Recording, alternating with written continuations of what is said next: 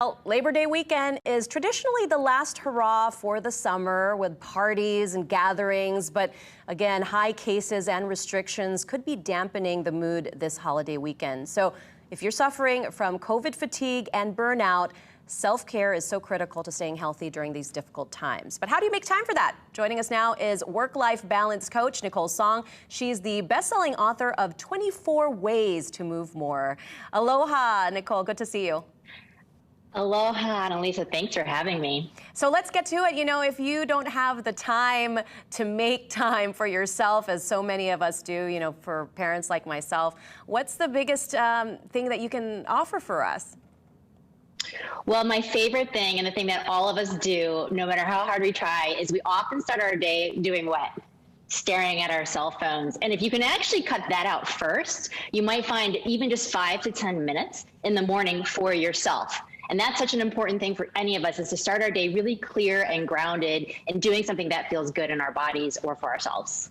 And I know you talk to a lot of clients about balancing work and life. Frankly, the daily grind, in addition to concern and stress about these high cases here, what's your best advice for, again, trying to make time and balancing it all out?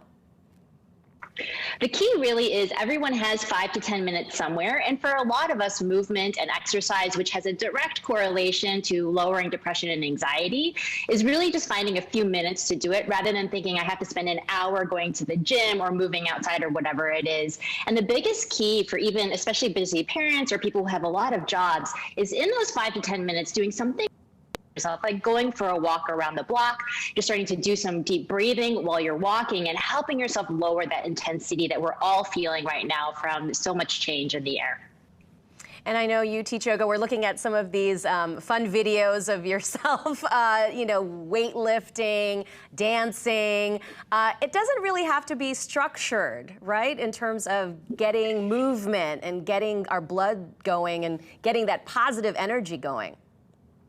Totally. I think one of the biggest things we think is like, oh, I have to spend a full hour working out. It has to be intense. It has to be hard. But really, you know, I love the idea of doing a dance with your kids at home or taking a little walk, 10, 15 minutes. And the more you build these in, and the experts really say this, 10 minutes at a time, it makes a huge difference for feeling energized and really for your long-term health. So if you can start to chunk it into 10 minutes, I'm going to just do twice a day, 10 minutes at a time, something fun, something energizing. It can make a really big difference in the long term for how you're handling what's going on in the world right now.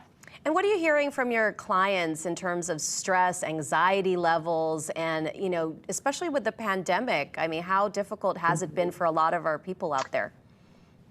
Well, I think for a lot of people, we're not even really understanding the magnitude of the stress. Sometimes going to the store these days is stressful.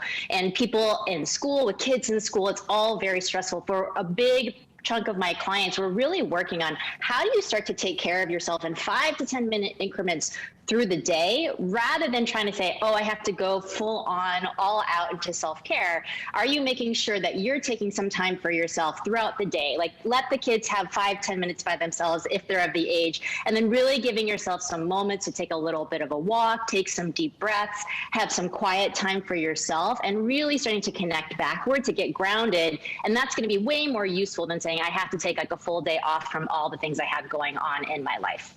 And I know we talk about the stress on healthcare workers, you know, a lot of them working double time, overtime shifts. One person that we read about 25 days straight working, sleeping in their cars. I mean, this is just kind of a few of the stories we're hearing. And I guess, you know, from your perspective as a fitness expert, as someone who works with people, how do you, I guess, again, make sure that you aren't getting to the point where you're hurting yourself and overbearing or overwhelming our healthcare system? Because a lot of people are going to the hospital with heart attacks or all kinds of conditions these days.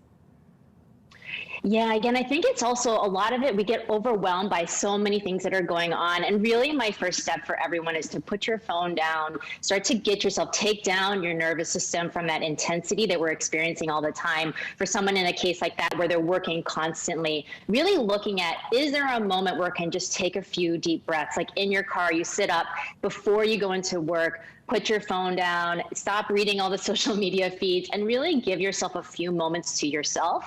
And even though it may not feel like a lot, I find that just small increments like that make such a difference. Like one of my clients in the morning, her kids go in front of the TV for 5 minutes and she does a little bit of cat-cow on a yoga mat.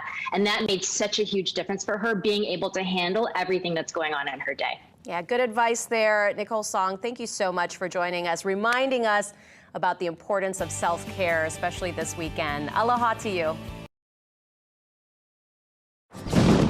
Xfinity Home includes professionally monitored home security.